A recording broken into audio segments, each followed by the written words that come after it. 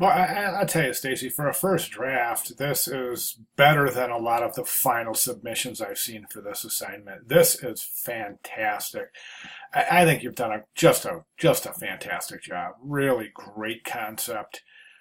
Good ideation, good execution. Just love it. Okay, let's take a look. I don't mind if you change the order here because it seems like where you're going is that we say grow, harvest, then enjoy. And I'm perfectly fine with that. You don't have to follow the subtract, add, and distort, um, as it were. Now, as taking a look at this now, this enjoy I think is just such a good. The subtract, the add, and especially the distort. It's just that's just gorgeous work. Just absolutely gorgeous work. I want to talk about subtract a little bit because I think out of the three, I think subtract is a little bit it's difficult to read.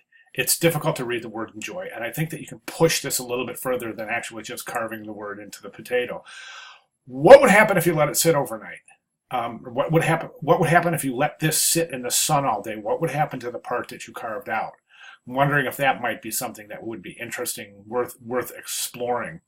Um, Right now, I just think the word enjoy it's a little tough to see the word enjoy carved into potato. And as a matter of fact, I don't think I would be able to have deciphered it without the written support right here. So you try something to add something to that. Now, I don't know if it would be, adding a color or just letting it sit in the sun or letting it sit overnight. I'm not real sure what the elements would do. Let it sit outside overnight. I'm not sure what the elements would do to the inside of the potato, but it would certainly seem that there would be some sort of a chemical reaction based on the environment as when removing the skin. So I would suggest that these two I think are a little bit too similar, harvest and grow, and only because you've placed them on the background like this. I'm wondering if you can't figure out a way to take the word grow and maybe put it in a different setting other than on the grass like you have the word harvest. Harvest looks great. That's fantastic.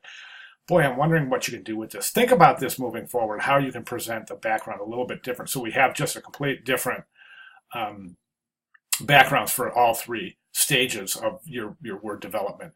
As far as this goes, I would also consider photographing this in a way that you don't have this distracting background. And like you said, this is just a rough draft, so I'm sure that you've taken all of what I've said, probably already taken it into consideration.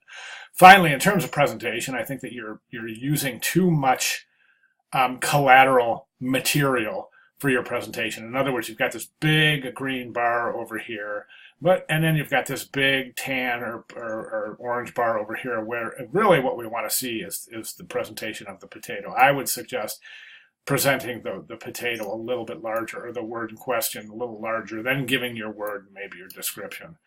After all, this is what we're after right here.